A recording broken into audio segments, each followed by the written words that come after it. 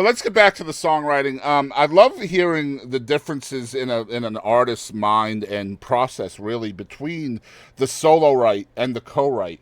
And as a fan, but also as a very curious fan, I understand the pros and cons between the two of them. And I've been in the room with where people are co-writing as well, so I've seen the process unfold. But from the perspective of an artist like yourself, I would love to hear you talk about the benefits and the not so benefits of solo versus co-writing. Oh man, they're apples and oranges. I really think, like I said earlier, I wrote by myself for like 10 years before I really even got into co-writing. And that's how it was explained to me. It was like, writing by yourself is a muscle that you should continue to work out, while you're over here working out these other muscle groups, whatever. So yeah, I mean, there's so many songs I've written by myself that I'm proud of, and there's so many songs that I never would have written by myself. I had to be in the room with those other brilliant minds because I never would have gone there melodically. I never would have gone there lyrically, or I never would have had that hook idea. Co-writing is such a wonderful thing when you're with the right people, and I think it's a wonderful thing when you're not with the right people because what valuable learning experiences we have. How much does And every validation play a role in that? Just hearing somebody else say, "Megan, you don't suck. You're good at this." Like, because I imagine that's part of the co-writing process. Whereas if you're just writing alone all the time, you don't necessarily know if it's good or not. Maybe you do more so than others because of your background with your dad and your mom. But as a regular songwriter without those kind of, that base to fall back on, you may not know whether a song is good or not unless you bring in somebody else to tell you, this is good. That's so true. I don't even know if I ever really thought about it, but sure, I guess it is kind of validating when you're writing in the room with other people and you throw out a line and they're like, "Oh, I love that." And you're just like, "Oh, yes. Right. Got one." So that probably does build up your confidence after a while, and I never even really thought about it. But yeah, what a wonderful what a wonderful way to think about it. Yeah, Yeah. I imagine it fills up the cup in a way that you can't fill it up yourself. You know what I mean? Like just hearing that outside voice, it can be so important, I Probably. think. Well, and I feel like for many years that I was here and I was writing for other people, I wasn't getting any cuts though. Like nobody was, and outside cuts are so hard right Yeah. now. Mm-hmm.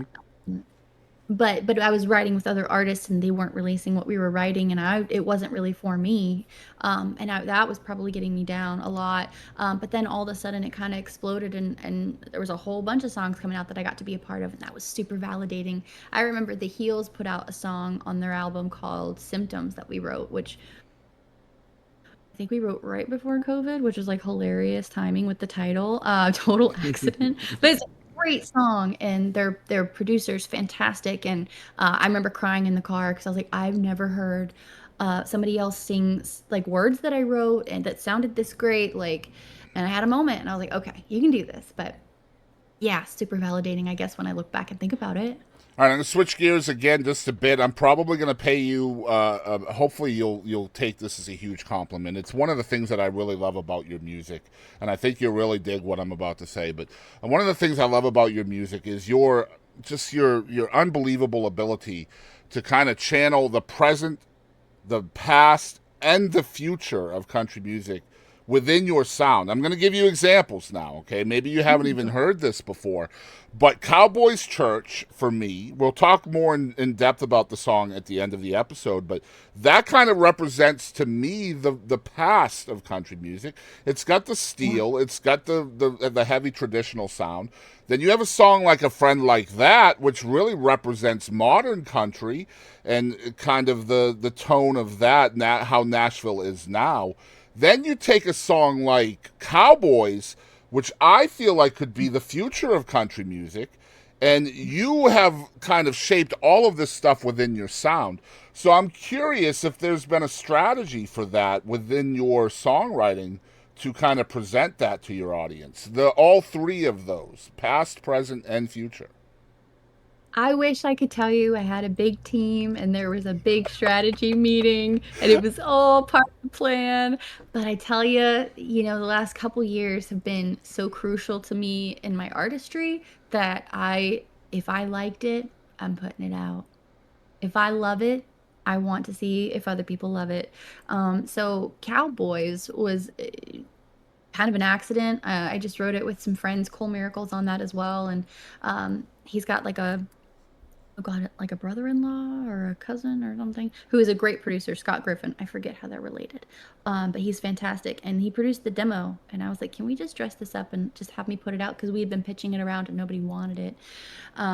So anyway, that direction I'm just trying to say stylistically was never my goal. I love pop music. I grew up listening to pop, like, but I know I'm not a pop artist. But I just thought, what the hell? Just put it out and wear a blue leotard and pink gloves in the So video and just I do showed my it. wife that video today, and my original outline for this interview did not have cowboys in it at all. Now, I've been listening to cowboys for probably 8 or 9 months now. It's been part of my playlist. Aw. So I showed her the video today, and her first words were, wow, she has Taylor Swift vibes in this song. And I was like, well, yeah, absolutely. Like, I was like, if Taylor Swift and like Aha had a baby, this is the song, right? Like, and Yeah. she was like, you have to talk about cowboys. Just the song, the video, just the whole presentation of it is so different. Geez, there's even like Egyptian vibes in the video. Like, it's so cool, man. It's so different than anything else I've I'm ever so seen. glad that somebody watched it. Yeah, yeah. Just like I said, it's all just kind of a labor of love, just doing stuff because I wanted to, you know? And you could be a pop artist. Based on that song alone, you absolutely could go down that road and be successful, I think. Just such a good song. But anyway, I digress. But So I could dance, maybe. So, sense of humor is obviously very important to you, not only in certain aspects of your songs and your music and your catalog. There's a lot of different, what I call kind of indicators of personality that is Megan Barker, right, in your songs. But also, there's a lot of sense of humor in your social media presence as well. So, kind of that goofy factor that I call it the goofy factor. Are you just being yourself, or is this part of the plan too in getting your brand out there? There's no plan.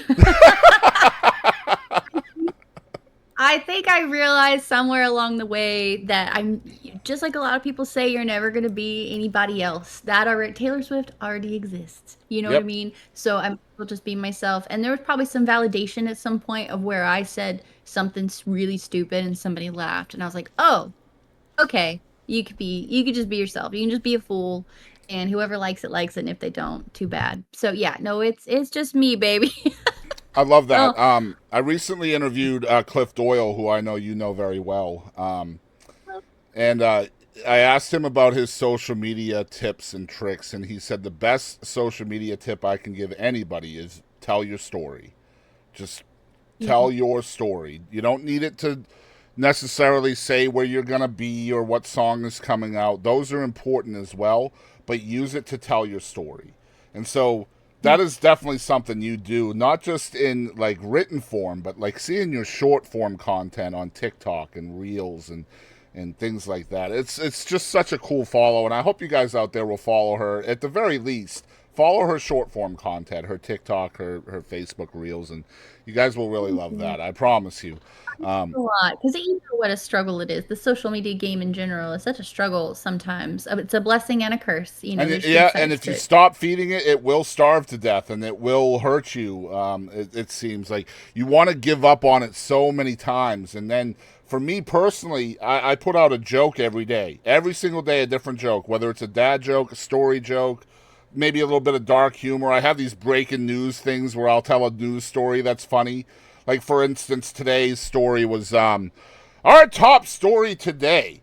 A man is still in critical condition. What was it? After swallowing $250,000 in large bills. Doctors say no change is expected.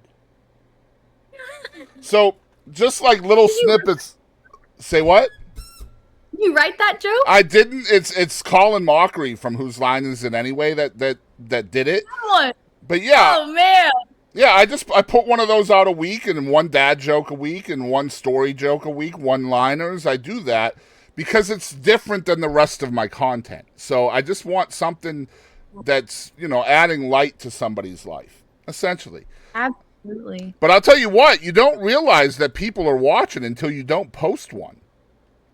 You know what I It's mean? so true. Yeah. Yep. Yes. And So that true. and it's cool. I mean, that is kind of validating too. Like when you miss a day or you forget or whatever, and you've done this thing for months and months. Then there's three people who are like, "When's the joke coming out today? I'm waiting for your joke." And like, it's like, okay, you people don't comment on anything when I post, but as soon as I don't, you do. That makes me so crazy, by the way, Yes. is people don't comment or don't hit the like button. We're just too tired, I think, these Hmm. days to be there's so much content being spat at us every day that we can't even be bothered to like double tap and heart anymore. I think it's I don't just the know if it's mindless swipe, right? I think we think we're already doing it, right? exactly. So Hmm. because I have people tell me all the time, like I'll go into a write and they're like, "Oh, I love that thing you posted." And I'm like, "Oh, I don't remember seeing that you liked it." I don't say that, Yeah. but I'm just like But mental the note. thought is Everyone, there. Yeah. And then you feel guilty for thinking it too, right? Like that happens to me all the time. yeah. I mean, I don't think of it like that. I just think of like, okay, people are watching, but they're not hitting like. That's okay, but Right. just like reminder because people aren't hearting it doesn't mean they're not seeing it. So do you So start strategically start thinking like, okay, so how do I get those folks who are liking it to actually interact? Because that's what I do. Like, what do I have to do to further this relationship with my listener? You know what I mean? that's no, yeah, no, you should be in charge of my career. That's brilliant. I don't have any clues. If I had a clue, I'd have a bigger following, I Shoot, if guess. I had a clue, I would as well. I'm there with you. Right? Nope.